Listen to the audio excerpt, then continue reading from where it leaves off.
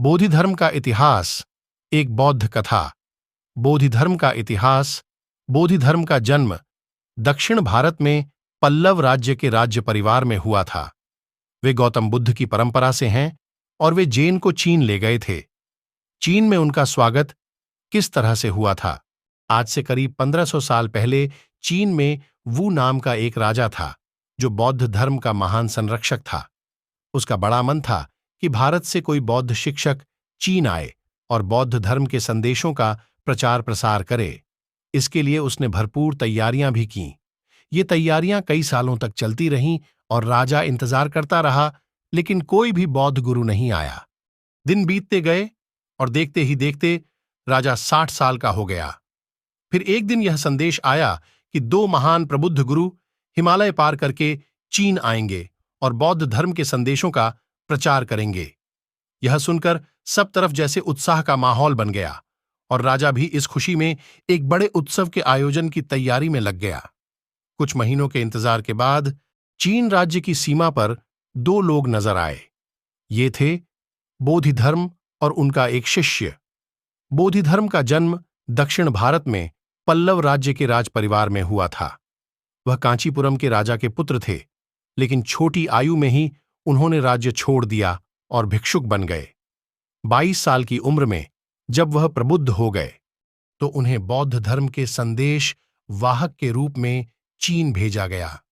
जैसे ही उनके आने की खबर राजा वू को मिली, वह अपने राज्य की सीमा तक खुद पहुंचा और उनके स्वागत और आदर सत्कार की पूरी तैयारी के साथ वहां दोनों बौद्ध गुरुओं का इंतजार करने लगा। जब ये भिक्षुक वहां पहुंचे तो लंबी यात्रा की थकान उन पर सवार थी। राजा वू ने उन्हें देखा तो उसे बड़ी निराशा हुई। दरअसल उसे बताया गया था कि उन दोनों में से एक बहुत बड्ढे ज्ञानी है और इसलिए वह उनकी प्रतीक्षा कर रहा था, लेकिन यह तो महज 22 साल का एक लड्ढका निकला। दूसरी तरफ पर्वतों में महीनों की लंबी यात्रा से थके हुए बोधिधर्म भी राजा पर अपना कुछ खास प्रभाव नहीं छोड़ पाए। खैर, राजा निराश तो बहुत हुआ, लेकिन उसने किसी तरह अपनी निराशा को छिपाया और दोनों भिक्षुकों का स्वागत किया। उसने उन्हें अपने शिविर में बुलाया और उन्हें बैठने का स्थान देकर उनके भोजन की व्यवस्था की।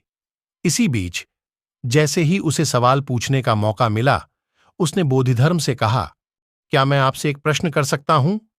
बोधिधर्म बोले, बिल्कुल कर सकते हैं। राजा वू ने पूछा, इस सृष्टि का स्रोत क्या है?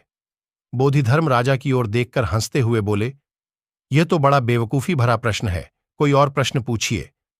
राजा वू ने खुद को बड़ा अपमानित महसूस किया। दरअसल उसके पास बोधिधर्म से पूछने के लिए सवालों की एक पूरी सूची थी, ऐसे प्रश्न जो उसके हिसाब से बेहद गहरे और गंभीर थे। और अब न जाने कहां से आए इस तुच्छ लड्ढके ने उसके ऐसे ही एक गहन प्रश्न को मूर्खतापूर्ण कहकर खारिज कर दिया, और वह भी वह प्रश्न जिस पर उसने कई गंभीर वाद विवाद और चर्चाएं की थीं। भीतर ही भीतर खुद को बहुत अपमानित और क्रोधित महसूस करते हुए भी उसने अपने को संभाला और कहा, चलिए मैं आपसे दूसरा प्रश्न पूछता हूं, मेरे अस्तित्व का स्रोत क्या है? यह सुनकर बोधिधर्म और भी जोर से हंसे और बोले, यह तो और भी मूर्खतापूर्ण प्रश्न है, कुछ और पूछिए। ज़ेन को चीन ले जाने का काम बोधिधर्म का ही था। गौतम बुद्ध ने ध्यान सिखाया था। सैकड़ों सालों के बाद बोधिधर्म ने जब ध्यान को चीन पहुंचाया तो स्थानीय प्रभाव के कारण यह चान के रूप में जाना गया।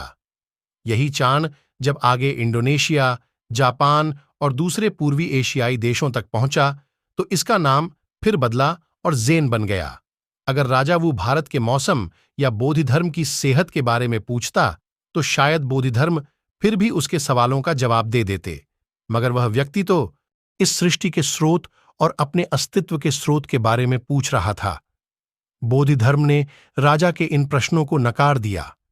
अब तो राजा का पारा 7वें आसमान पर पहुंच गया, लेकिन फिर भी उसने खुद को संभाले रखा और तीसरा प्रश्न पूछा। उसने अपने जीवन में किए गए सभी अच्छे कामों की एक सूची बनाई थी। उसने कितने लोगों को भोजन कराया, क्या-क्या अच्छे काम किए, कितना दान दिया, कितनी समाज सेवा की। यह सब उसकी सूची में शामिल था। उसने पूछा, बौद्ध धर्म का प्रचार प्रसार करने के लिए मैंने कई ध्यान कक्ष बनवाए, सैकड़ों बगीचे लगवाए और हजारों अनुवादकों को प्रशिक्षित किया। मैंने इतने सारे प्रबंध किए हैं, क्या मुझे मुक्ति मिलेगी? यह सुनकर बोधिधर्म गंभीर हो गए। वह खड़े हुए और अपनी बड़ी बड़ी आंखें राजा की आंखों में डालकर बोले, क्या तुम और मुक्ति? तुम तो 7वें नरक में झुलसोगे। उनके कहने का मतलब था कि बौद्ध धर्म के मुताबिक मस्तिष्क के 7 स्तर होते हैं। अगर कोई इंसान वह काम न करे जो उस वक्त जरूरी है और उसकी बजाय कुछ और काम करता है, और यही नहीं, वह उन सभी कामों का लेखा जोखा भी रखता है, तो इसका मतलब है कि ऐसे इंसान का मस्तिष्क सबसे नीच किस्म का है। ऐसे इंसान को निश्चित रूप से कष्ट उठाना पड़ेगा, क्योंकि वह इस उम्मीद में है कि उसने जो अच्छे काम किए हैं उनके बदले लोग उसके साथ अच्छा व्यवहार करेंगे। अगर लोग ऐसा नहीं करते तो उसे मानसिक कष्ट होगा, और यह स्थिति किसी नरक से कम नहीं है। लेकिन राजा वू को इनमें से कोई भी बात समझ नहीं आई। वह गुस्से से भर गया और बोधिधर्म को अपने राज्य से बाहर निकाल दिया। बोधिधर्म को इससे कोई फर्क नहीं पड़ा। उनके लिए इस बात का कोई मायने नहीं था कि वह राज्य में रह रहे हैं या पर्वतों पर।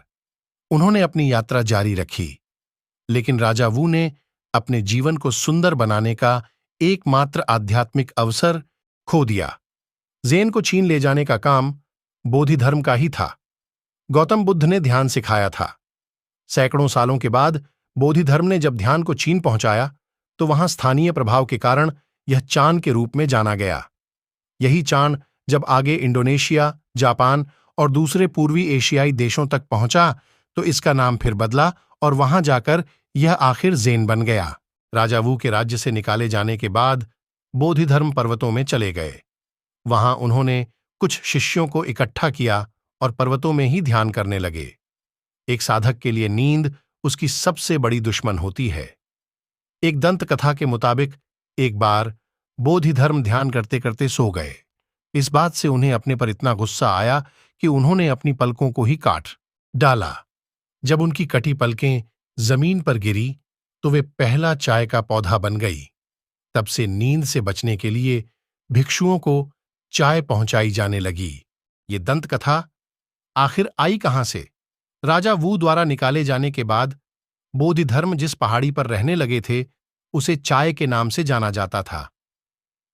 एक दिन उस पहाड़ी पर शायद उन भिक्षुकों को कुछ अलग किस्म की पत्तियां दिखाई दीं। बोधिधर्म ने जांच पड़ताल के बाद पाया कि अगर इन पत्तियों को उबाल कर पिया जाए तो इससे नींद भाग जाती है।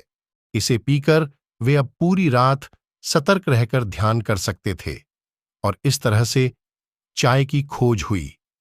यदि आपको यह कहानी अच्छी लगी हो तो मेरे चैनल को सब्सक्राइब कर दीजिए। धन्यवाद।